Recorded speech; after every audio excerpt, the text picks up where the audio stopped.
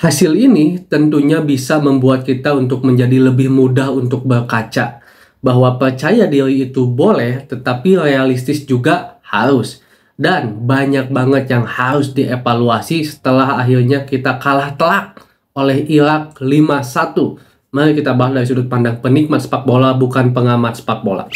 Sebenarnya jika dilihat dari historis pertandingan timnas Indonesia sebelum-sebelumnya, kita tidak memiliki permainan yang jelek kok. Kita bermain bagus juga gitu. Kita juga mempunyai skuad kedalaman yang bisa dibilang bisa bersaing lah untuk piala, seenggaknya untuk di Asia gitu teman-teman. Untuk sekarang bisa disebut bisa bersaing. Memang banyak hal evaluasi. Evaluasi yang pertama mungkin sebelum menuju aspek-aspek teknis permainan sepak bola, mental.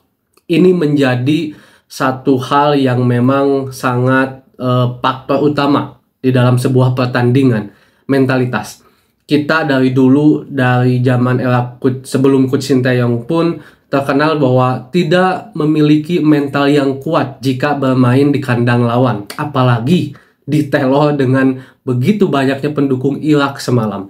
Mental kita seolah-olah hilang gitu. Permainan kita yang biasanya skillnya bagus, mainnya berani 1-2, berani untuk melakukan pergerakan tanpa bola, seolah-olah hilang, senyap. Kita harus akui bahwa permainan timnas semalam itu benar-benar bukan timnas Indonesia yang kita biasa lihat lah gitu. Sangat-sangat ditekan oleh Irak.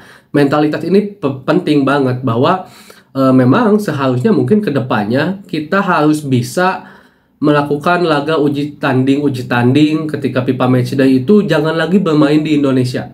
Walaupun mungkin kebanyakan bermain di Indonesia tuh waktu itu karena pertimbangannya mungkin asupan lah, mungkin dana dari tiket, dari juga mungkin euforia supporter kita yang bagus, bisa dilihat dunia juga gitu kan.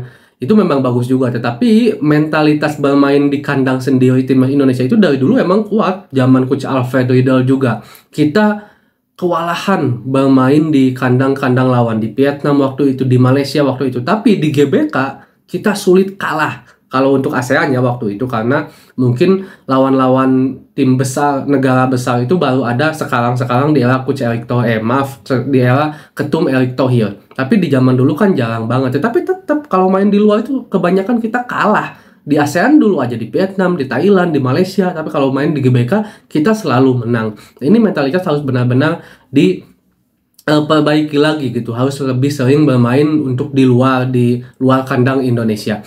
Nah, yang kedua mungkin ini adalah jadi satu permasalahan timnas dari dulu. Mungkin generasi terakhir kita mempunyai striker yang benar-benar kualitasnya bagus itu Boas Salosa mungkin ya. Generasinya Boas Salosa. Setelah Boas Salosa mungkin nggak ada lagi striker lokal kita yang mumpuni untuk bisa bersaing di kancah ASEAN apalagi Asia gitu. Mungkin sempat ada Patrick Wanggai, Titus Bonai, Ferdinand Sinaga, tetapi mereka tidak lama karirnya, tidak sepanjang seperti Kurniawan Dwi Yulianto, seperti Boas Salosa, seperti Bambang Pamungkas, enggak gitu. Dan juga lini tengah.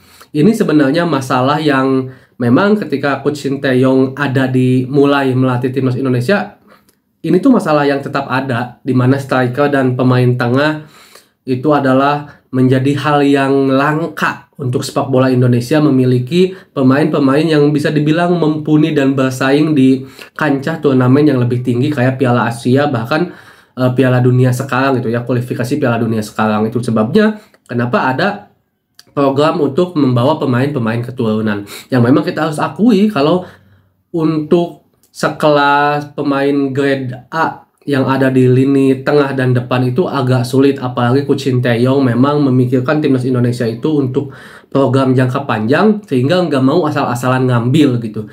Bisa dibilang kemarin walaupun kita kebobolan 5 gol dan 4 gol itu, bahkan hampir 5 gol itu berasal dari kesalahan pemain belakang kita, tetapi bisa dibilang kalau back sekuat apapun teman-teman, seperti ada Sergio Ramos, mungkin ada Maldini, ada Cannavaro di belakang, kalau digempur kayak habis-habisan kayak pertandingan Irak melawan Indonesia kemarin, tetap pasti ujung-ujungnya bisa terjadi golnya itu tinggi gitu kan, persentasenya itu sangat tinggi. Makanya ketika pemain belakang udah bisa menghalau, dialirkan bola ke depan, ke tengah, itu hilang lagi. Nggak ada yang kuat pegang bola. Sebenarnya kalau seandainya ada Marcelino dan Ivar Jenner, walaupun mereka pemain muda, mungkin lini tengah kita agak bisa tertolong lah gitu. Karena kita tahu Mark Klok juga biasa bermain sangat Spartan, bermain bagus. Kemarin sangat underperform. Karena kita tahu Ivar Jenner memiliki ketenangan yang lebih dalam pegang bola. Dia lebih tenang mengatur ritme pertandingan. Tapi sayang Ivar dan Marcelino kan masih cedera sehingga nggak bisa bergabung. Lini depan apalagi? Nggak ada satupun pemain striker lini depan Indonesia khususnya di babak pertama sebelum Rafael Strike masuk yang kuat pegang bola itu nggak ada banget. Dendi, Dimas Derajat, walaupun memang mereka adalah tipe striker-striker pelari ya teman-teman, tetapi seharusnya untuk leading the ball, untuk dia bisa seenggaknya pegang dulu bola agar rekan-rekan yang lain itu bisa membuka ruang itu ada, seenggaknya seperti itulah dulu. Ini dribble nggak bisa, apa namanya, pegang bola lebih lama juga nggak bisa. Mungkin ini juga karena faktor begitu high pressingnya dari pemain-pemain Irak. Berbeda ketika Rafael Strike masuk. Ada tuh mulai bisa pegang bola, bisa striker itu lama pegang bola, dia dribble dikit-dikit, dia berusaha lewati lawan sehingga dengan jarak dia pegang bola, dia dribble yang begitu walaupun cuma 5 detik, mungkin 10 detik, mungkin itu udah bisa membuka ruang untuk pemain kita agar lebih mendekati kepada pertahanan lawan. Ini terbukti ketika gol pertama dan gol 1-1 dan jadi dari Shane Fatinama itu kan hasil dari pegang bolanya Rafael Strike karena dia kuat pegang bola sehingga Shane Fatinama buka ruang dan akhirnya tercipta gol. Sebenarnya untuk ini tuh saya lebih condong ke Ramadan Sananta karena jika lihat dari pemain yang dibawa oleh Coach Sinteyong sekarang di lini depan yang kuat pegang bola itu bagi saya cuma Ramadan Sananta. Walaupun memang Ramadan Sananta mungkin pengalaman internasionalnya nggak sebanyak Dendi dan Dimas Derajat mungkinnya, tetapi pemain muda ini memang mempunyai potensi. Dia kuat pegang bola, dia kuat dribble, dia bisa sprint, dia juga kuat dalam adu 1 lawan 1 gitu karena badannya cukup kekar juga, dia juga bola tingginya cukup kuat juga karena mempunyai postur yang bagus. Sebenarnya saya mempunyai harapan itu ada di Ramadan Sananta, tetapi Coach Sinteyong mungkin lebih paham dan lebih mengerti, dia lebih tahu kebutuhan untuk tim waktu itu, dan saya berharap saat melawan Filipina Ramadan Sananta bisa dicoba nih dengan Rafael Strike menjadi opsi untuk striker di lini depan. Karena dua pemain ini bagi saya mempunyai kans untuk bisa pegang bola lebih lama. Karena pegang bola lebih lama itu memberikan sedikit napas untuk second line kita membuka ruang agar bisa menciptakan sebuah peluang bahkan mungkin gol. Itu mungkin evaluasi sedikit ya, mentalitas, apa namanya tadi, lini tengah, lini serang, dan mudah-mudahan juga jika seandainya memang kita membutuhkan pemain keturunan, beberapa pemain keturunan yang bisa bergabung sekarang bisa mengisi opsi-opsi kekurangan-kekurangan yang ada di timnas Indonesia teman-teman. Kita akan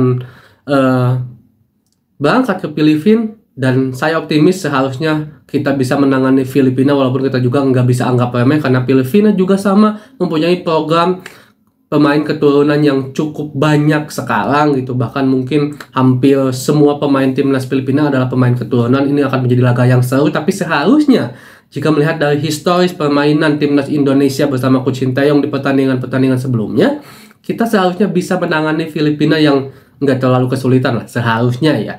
Kita berharap timnas itu bisa lebih kolektif lagi, kita bisa lebih intens lagi, karena kita nggak bisa judgement timnas sekarang jelek, enggak. Kita udah terbukti lah di pertandingan-pertandingan sebelumnya timnas itu selalu bermain bagus, tapi sekarang mentalnya enggak. Memang mungkin ada apesnya juga sekarang, dan ini terbukti kalau dengan intensitas yang sangat tinggi kita itu sangat kesulitan. Kalau kita di pressing, high pressing sangat luar biasa ketat, kita kesulitan seolah-olah nggak bisa pegang bola lama-lama dan nggak pede pegang bola lama-lama. Saya hanya mencatat hanya Jordi Amat, Elkan Bagot, Shane Fatinama, dan mungkin sekarang Rafael Strike.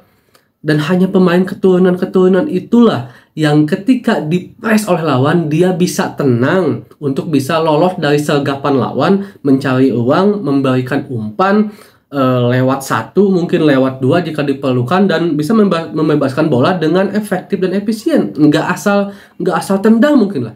sedikitnya mungkin yang asli didikan kita, asli didikan bermain di Indonesia dan tidak mempunyai darah keturunan hanya Rizky Ridho yang mempunyai ketenangan seperti itu. Dan mungkin Rizky Ridho juga sangat bersyukur ya bisa ada di generasi timnas yang dimana dia berduet dengan pemain-pemain yang sekelasnya internasional kayak Jordi Amat, Shiny Fatinama, Sandy Walsh, ada juga Elkan Bagot. Dia didempet oleh pemain-pemain itu dan itu memberikan pengalaman yang luar biasa kepada Rizky Ridho.